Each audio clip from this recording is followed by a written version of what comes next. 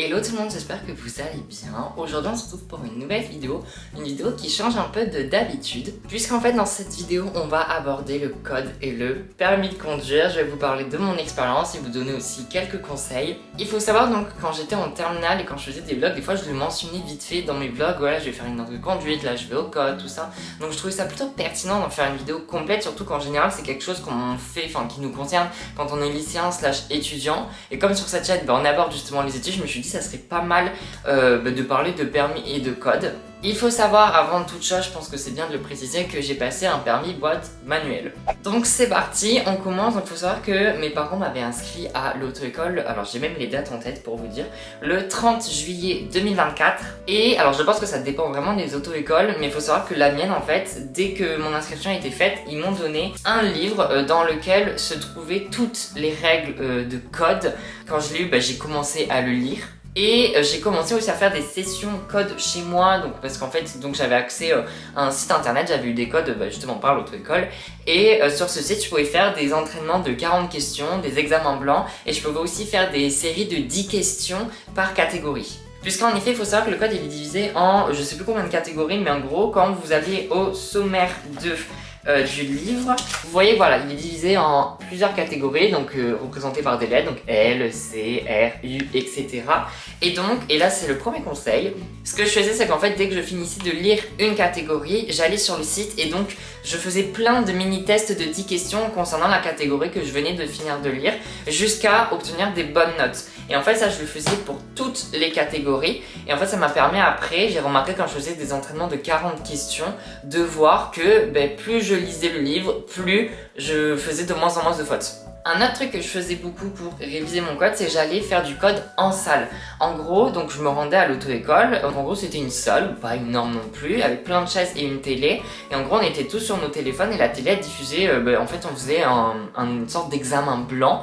Et donc on devait répondre aux questions sur nos téléphones et après dès que c'était fini, le moniteur revenait et on faisait la correction tous ensemble. Alors ça je sais que ça dépend vraiment des auto-écoles. Certaines auto-écoles, quand vous faites du code en salle, c'est vraiment individuel. Alors que là nous c'était tous ensemble. Ça a des bons points comme ça a des mauvais points, puisque sur la fin quand je faisais quasi plus de fautes, en fait je m'ennuyais un petit peu parce que à côté de moi j'avais des gens qui faisaient 10, 15 fautes, ce qui est normal. Et du coup moi j'étais là, c'est un peu long parce que c'est des trucs que je sais déjà. Donc ça dépend vraiment des auto-écoles. Et justement, autre conseil qui paraît très bateau, mais en fait vraiment je pense que si je le dis c'est qu'il y a une raison. Quand j'allais faire du code en salle, j'ai remarqué que beaucoup en fait ne lisez pas ça. Genre vraiment même les moniteurs ils s'arrachaient les cheveux pour leur dire mais vraiment lisez ce livre, parce que en fait il y a toutes les règles vraiment dedans, il y a tout à savoir. Parce qu'en fait beaucoup faisaient des fautes bêtes en mode mais enfin ça c'est dans le livre, ça c'est dans le livre, en fait tout est dans le livre. Et donc vraiment conseil, lisez le livre, ne le négligez pas si vous en avez un, je précise, parce que vraiment c'est ça qui va permettre, qui va faire en sorte que vous allez tout connaître. En vrai même je me souviens une fois d'avoir fait un live révision code, c'était l'année dernière aux vacances d'été, enfin non il y a 2 ans, et vraiment j'avais fait presque je crois que j'avais fait une fiche de révision par catégorie où dedans j'avais repris les principaux éléments à connaître. Je vous les mettrai à l'écran si je les retrouve, parce que vraiment c'est hilarant, mais en vrai ça m'avait beaucoup aidé parce que moi je fonctionne comme ça avec des fiches de révision. Donc on peut faire des fiches de révision à l'école, alors on peut faire des fiches de révision pour le code. Et donc il faut savoir que le code je l'ai passé le 19 avril 2025. Donc il faut savoir que j'ai passé le code à la poste.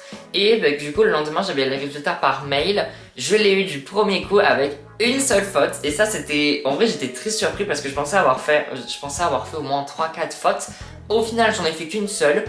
C'est trop bien. Alors pourquoi j'ai mis autant de temps à passer le code entre ma date d'inscription et ma date de passage, enfin entre le 30 juillet 2024 et le 19 avril 2025?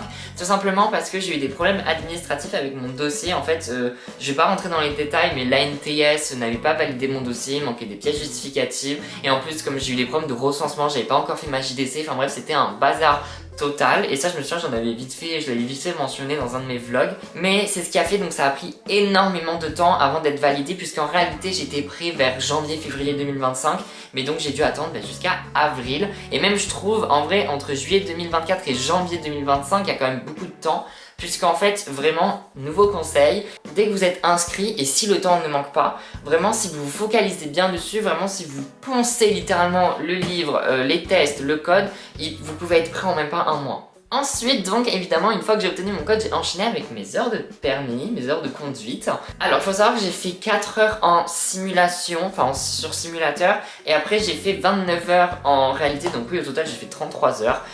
Faut savoir que la moyenne elle est à 38, donc franchement, en vrai, je suis plutôt fière de moi, surtout qu'on partait de rien. Alors, faut savoir que j'ai rencontré plusieurs problèmes avec mon auto-école. Alors, premier problème, c'est que mon auto-école était victime de son succès. Bon, en vrai, tant mieux pour eux. Donc, ce qui fait que c'était une galère sans nom pour avoir des heures de conduite. Ça m'est arrivé que j'ai des mois entiers, je crois à 2-3 reprises, où j'avais pas d'heures de conduite. Quand je vois certains, il y en a certains, vous arrivez à avoir des semaines où vous avez 4-5 heures de conduite. Moi, je suis en mode, mais waouh, c'est un luxe. Parce que moi, mon rythme moyen, c'était 2 heures de conduite toutes les 2 semaines. Il y avait des mois entiers où j'avais rien. Ensuite, le second problème, c'est qu'en septembre 2025, je suis rentrée à la fac en L1. Donc, ce qui faisait que j'avais pas fini mes heures de conduite parce que mon objectif, c'était de faire mes heures de conduite avant la rentrée à la fac. Mais c'était pas possible puisque selon mon auto-école, ils avaient un planning débordé. Donc, ce qui fait que déjà, mes heures de conduite, j'étais condamnée à les avoir uniquement le week-end. Donc, déjà, ça rétrécissait pas mal le champ des possibles. Et j'étais obligée de faire des allers-retours chez mes parents. Donc, ouais, ça va, je suis pas loin, mais bon, c'est un peu chiant quand même. Bon, après au niveau des heures de conduite, j'ai pas vraiment de conseils qui me viennent à l'esprit, juste croyez en vous parce que des fois ça peut être un peu démoralisant. Et donc j'ai passé le permis le 11 décembre 2025, soit le lendemain de mes 18 ans, ça je trouve ça magnifique. Et je l'ai eu du premier coup avec 26,5 sur 31. Alors, il faut savoir que quand j'ai passé le permis, à la fin, donc c'est mon moniteur qui m'a ramené. Il faut savoir que mon moniteur il était plutôt dubitatif, il était plus vers le oui que vers le non, mais il savait pas trop, il préférait pas se prononcer parce qu'il faut savoir que l'inspecteur il fait plusieurs reproches, plusieurs remarques pendant l'examen du style ah vous poussez trop les rapports, ah faudrait peut-être passer la 2 un peu plus tôt pour le tournant, tout ça, je dis ah oui.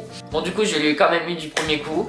Et bon, j'avoue que je l'ai vécu un peu comme une délivrance parce que c'est pas que j'en avais marre à la fin des heures de conduite, mais c'est que ouais, si, j'en avais un peu marre quand même. Et de là, après j'ai pu commencer à conduire parce que j'avais déjà ma voiture et j'ai pu prendre mon petit envol. Alors j'ai d'autres petits conseils à partager ou d'autres petites recommandations, bref. Alors déjà la première question, c'est comment choisir son auto-école. Est-ce qu'on choisit une auto-école physique ou une auto-école en ligne type Ornicar? Alors il faut savoir que j'étais en auto-école physique, donc vous allez comprendre que mon avis va vachement pencher vers les auto-écoles physiques. Puisqu'en fait, certes les auto-écoles en ligne, il y a un truc qui est vachement attractif, c'est le prix. En général les auto-écoles en ligne sont vachement moins chères. Mais faites attention parce qu'en général le gros problème des auto-écoles en ligne, c'est que pour passer le permis, en fait ils n'ont pas beaucoup de place. Et donc ce qui fait que vous allez attendre énormément. Alors je précise, c'est un problème aussi que vous pouvez rencontrer dans les auto-écoles physiques, mais en général les auto-écoles physiques, enfin les auto-écoles en vrai, elles ont plus de place pour le permis, donc il y a moins de délai. Je suis tombée dans une auto-école où j'avais même pas, je crois, 1 mois de délai. Ensuite, autre conseil qui va faire rire, mais qui, croyez-moi, peut très bien fonctionner, allez à l'auto-école avec vos amis. Sachez que avec Ainoa et Maline, donc mes 2 meilleures amies, et ça je vous l'ai montré dans des vlogs, on allait faire du code ensemble, on allait faire du code en salle ensemble et c'était vraiment super parce que ça nous motivait. Il est 17h12. Ok, nous sommes dans le bus pour aller au code. Attendez, je remets le parapluie dans son embarque. Oui, le parapluie ça. Et c'est vrai que ça peut être un peu démotivant d'y aller un peu solo et tout, on connaît personne, on est dans une salle avec que des gens qu'on connaît pas. Donc c'est vrai que ça peut être un peu intimidant, un peu stressant aussi. Donc c'est vrai qu'y aller avec vos amis ça peut être super bien. Attention quand même, et c'est pour ça qu'il faut être un peu discipliné, y aller avec vos amis ça peut avoir de bonnes vertus comme ça peut avoir de mauvaises vertus dans le sens où vous pouvez peut-être être complètement dissipé. Ça peut mal tourner dans le sens où quand on est avec nos amis, enfin certains groupes d'amis quand ils sont ensemble, ils sont pas du tout sérieux, ils font n'importe quoi et tout.